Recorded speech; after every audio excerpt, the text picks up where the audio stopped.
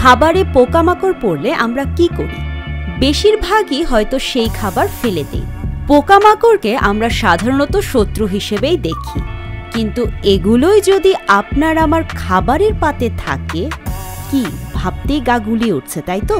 তবে কিছু প্রজাতির বিটল, পঙ্গপাল, ফড়িং এবং খাবার কীট সহ 16টি পোকামাকড় সবসময় থাকে সিঙ্গাপুরবাসীর খাদ্য তালিকায়। তবে এখানে কিছু কথাও আছে। যে পোকামাকড়গুলো সিঙ্গাপুরের মানুষের খাদ্য তালিকায় আছে, সেগুলো চাষ হয়ে থাকে একটা যথাযথ পরিবেশে। শুধু সিঙ্গাপুর নয়, বেশ কয়েকটি দেশে পোকামাকড় জনপ্রিয় স্ট্রিট ফুড হিসেবে পরিবেশিত হচ্ছে নিয়মিত। এখন প্রশ্ন হচ্ছে, এত খাবার থাকতে পোকা কেন খেতে হবে? বিশ্লেষকেরা মনে করেন, আমাদের প্রোটিনের যে চাহিদা তা পূরণে মাংসের যে কার্যকর বিকল্প হতে পারে এসব পোকা। পরিবেশগতভাবেও এর আছে বেশ উপকারিতা।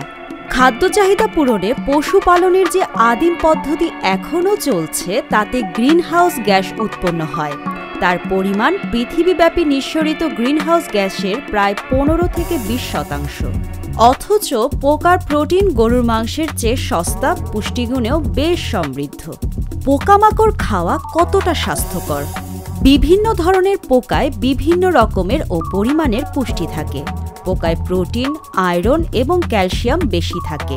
যুক্তরাষ্ট্র ভিত্তিক ওয়েবসাইট মাইটোক্রিকেট বলছে, ঝিঝি পোকায় গরুর মাংসের চেয়ে 10 গুণ বেশি ভিটামিন B12 থাকে। তাদের দাবি, প্রচলিত গবাদি পশু উৎপাদনে যে জমি লাগে, ঝিঝি পোকা চাষে তার চেয়ে 50 থেকে 90% কম জমি লাগে। কানাডা ভিত্তিক স্পোর্টস নিউট্রিশন বিজনেস নাক বলছে, প্রতি 100 গ্রাম গরুর মাংসের স্টেকে 20 গ্রাম প্রোটিন থাকে, আর প্রতি 100 গ্রাম ঝিঝি পোকার স্টেকে থাকে 60 গ্রাম প্রোটিন। জাতিসংঘের খাদ্য ও কৃষি সংস্থার রিপোর্ট অনুযায়ী পৃথিবীব্যাপী গ্রিনহাউস গ্যাস নির্গমনের প্রায় 15% উৎপন্ন হয় মাংস ও দুগ্ধজাত পণ্য উৎপাদনের ফলে।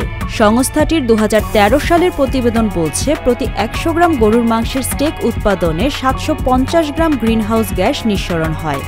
অথচ 100 গ্রাম ঝিঝি পোকার স্টেক উৎপাদনে গ্রিনহাউস গ্যাস নিঃসরণের পরিমাণ তারও 100 গুণ কম।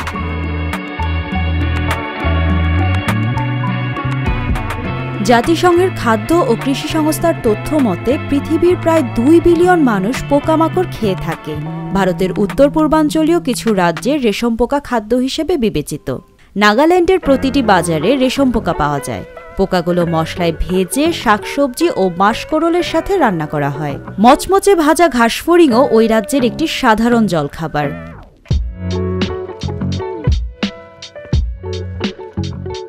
সেরেনে নামক এক প্রকারের ঘাসফড়িং উগান্ডায় স্ট্রিট ফুড হিসেবে বেশ জনপ্রিয়।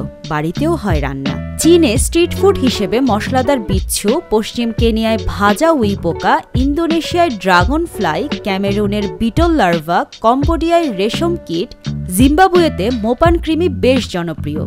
মেক্সিকো, নাইজার ও গায়ানাতেও খাদ্য হিসেবে পোকামাকড়ের বেশ কদর রয়েছে। FAOর তথ্য অনুযায়ী বিশ্বের দক্ষিণাঞ্চলের মানুষের কাছে পোকামাকড় খাওয়া নতুন কিছু নয়। বিশ্বের 200 কোটি মানুষ তাদের খাদ্যের অংশ হিসেবে পোকামাকড় খেয়ে থাকেন। পৃথিবীতে খাদ্য উপযোগী এমন 1900 প্রজাতির পোকামাকড় আছে।